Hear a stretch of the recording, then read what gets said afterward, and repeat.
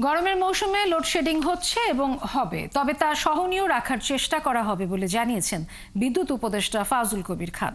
এক্ষেত্রে শহর ও গ্রামে সমানভাবে লোডশেডিং করা হবে বলে জানান তিনি। দেশের দুই বিভাগ হঠাৎ করে বিদ্যুৎহীন হয়ে পড়া এবং মেট্রো রেল চলাচল 1 ঘন্টা বন্ধ থাকার ঘটনা তদন্তে কমিটি হয়েছে বলেও জানান এই উপদেষ্টা। শারমিন নীরার প্রতিবেদন। শনিবার বিকেল 5টা 45 মিনিটে একযোগে বিদ্যুৎহীন হয়ে পড়ে বরিশাল বিভাগের সব জেলা ও খুলনা বিভাগের কিছু অংশ। জাতীয় গ্রিড থেকে বিচ্ছিন্ন হয়ে যায় এসব অঞ্চলের বিদ্যুৎ সংযোগ। কারিগরি ত্রুটি সমাধান করে 40 মিনিট পর ধীরে ধীরে ফিরতে থাকে বিদ্যুৎ। শনিবার মধ্যরাতের আগেই প্রায় সব এলাকায় বিদ্যুৎ সরবরাহ স্বাভাবিক হয়। Aminbazar Gopalganj double line circuit লাইনে একটা ফল্ট হয়েছে। ফল্ট মানে হচ্ছে দুটো তার একত্র হয়ে যাওয়া বা কাছাকাছি হয়ে যাওয়া। রোববার সচিবালয়ে সংবাদ সম্মেলনে বিদ্যুৎ উপদেষ্টা জানান, এই দুর্ঘটনার কারণ খুঁজতে বুয়েটের উপ উপাচার্যকে আহ্বায়ক করে 8 সদস্যের একটি কমিটি গঠন করা হয়েছে। এর পেছনে কোনো ব্যক্তি বা কোনো প্রতিষ্ঠানের দায় থাকলে সেটিও খুঁজে দেখা হবে।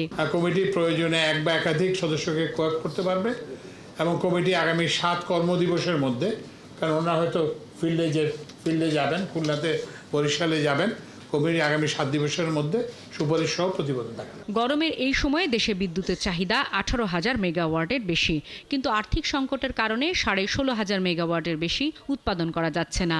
তাই গরমে লোডশেডিং থেকে রেহাই মিলছে না।